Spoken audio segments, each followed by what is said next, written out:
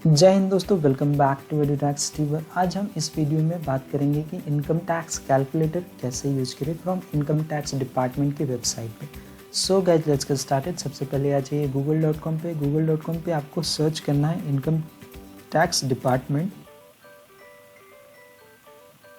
फिर आपको ये वाला लिंक ओपन करना है www.incometaxindia.gov.in। इसका लिंक मैं वीडियो के डिस्क्रिप्शन में शेयर कर दूंगा। ई फाइलिंग वाला वेबसाइट नहीं ओपन करना है, इनकम टैक्स डिपार्टमेंट। इस लिंक पे क्लिक कीजिए।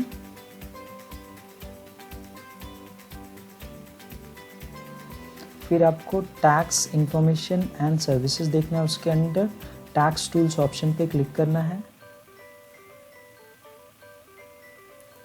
फिर आपको ऑल सेलेक्ट करना है। देन सेलेक्ट करना है इनकम एंड टैक्स कैलकुलेटर। इस टैक्स कैलकुलेटर से आप आपको कितना टैक्स लगेगा वो कैलकुलेट कर सकते हैं। इससे आप एडवांस में टैक्स प्लानिंग कर सकते हैं कि मुझे इन्वेस्टमेंट किस अमाउंट तक करना चाहिए जिससे मेरा टैक्स सेव हो सके।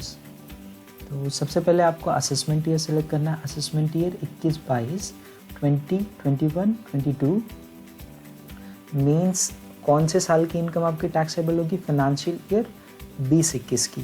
फाइनेंशियल ईयर 20-21 मतलब कब से शुरू होता है? 1 अप्रैल 2020 टू 31 मार्च 2021, 31 मार्च 2021।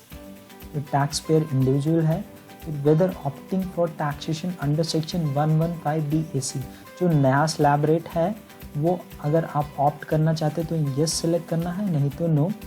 115BAC पे सेलेक्ट क्लिक किया तो ये नया पॉपअप आ जाएगा। उस पर आप देख सकते हैं कि नया स्लैब रेट के हिसाब से टैक्स कितना है। अप टू 2.5 लाख नील है, 2.5 मोर देन 2.5 टू 5 लाख 5% है, more than 5 lakh to 7 lakh 50 10% है, more than 7 lakh 50 to 10 lakh 15% है, more than 10 lakh to 12 lakh 15 20% है, more than 12 lakh 50 to 15 lakh 25% है, अबाउट 15 लाख 30% है। क्लोज करते हैं इसे। आप इसे चूज़ कर सकते हैं यस सेलेक्ट करके और नो सेलेक्ट करके। अब इसे अब मीन्स नया स्लैब रेट नहीं ऑप्ट कर रहे, मैं नो सेलेक्ट करता हूँ। फिर male female, senior citizen, super senior citizen. Senior citizen means 60 years and above, super senior means 80 years and above. Male select कीजिए। फिर residential status resident. Income from salary, income from salary after standard deduction 50,000। आपकी income आपकी yearly income जो आपको form 16 में आती है वो आपको यहाँ पे डालना है। बेसिकली मैंने एग्जांपल लिया है तो उसमें से प्रोफेशन टैक्स भी डिडक्ट होता है और परक्विजिट भी डिडक्ट होती है, लेकिन हम यहाँ पे एग्जांपल के तौर पे बात कर रहे हैं। तो सपोज आपकी इनकम 7,50,000 है तो मैं 50,000 माइनस करके 7 लाख ले रहा हूँ। फिर आपको इनकम फ्रॉम हाउस प्रॉपर्टी, अगर आप अपने हाउस प्रॉपर्टी घर कोई रेंटल इनकम पे दे रहे हैं तो आप उसका रेंटल इनकम यहाँ पे टाइप कर सकते हैं। और फिर हाउसिंग लोन कितना जाता है वो भी दे सकते हैं। इंटरेस्ट जो 24B में माइनस होता है, तो यहाँ पे इंटरेस्ट ऑन हाउसिंग लोन डाल देते हैं। सपोज 80,000 हाउसिंग लोन जाता है, माइनस हो गया हाई डिटेल्स। फिर कैपिटल गेन की इनकम है तो शो डिटेल्स करके आप कैपिटल गेन्स का डिटेल्स डाल सकते हैं। Income from other sources, interest income, post office saving bank, FD का। सपोज आपको 40,000 का FD इंटरेस्ट आया, कब से? 1 अप्रैल 2020 से 31 मार्च 2021 वाली इनकम हाइड कर दीजिए। फिर profit and gains of business और प्रोफेशन इंटर प्रॉफिट ओनली, अगर आप बिजनेस या प्रोफेशन कर रहे हैं तो प्रॉफिट पार्ट यहाँ पे टाइप करना है। फिर एग्रीकल्चर इनकम अगर आपको कोई है तो वो टाइप कर दीजिए। फिर डिडक्शन माइनस करते हैं। सपोज आप 50,000 आपका LIC डिडक्ट होता है और फिर PF कटता है जो फॉर्म 16 में दिया रहेगा। PF सपोज 50,000 PF डिडक्ट हुआ है।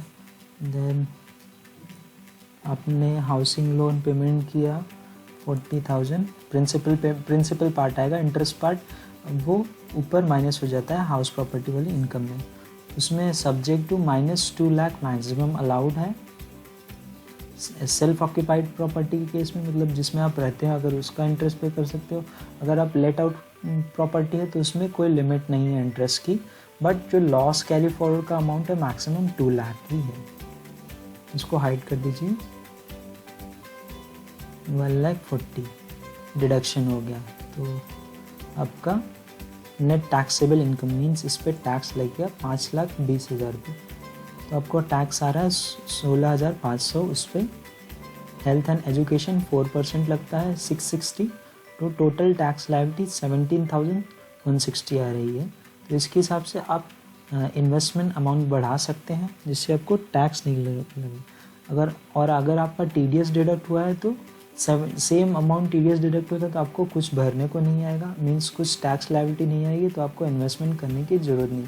इन केस TDS डिडक्ट होने के बाद भी आपकी टैक्स लायबिलिटी बढ़ जाती है तो आप इन्वेस्टमेंट उस हिसाब से प्लान कर सकते हैं। So thank you guys for watching this video. अगर आपको ये वीडियो पसंद आया प्लीज़ शेयर कीजिएगा।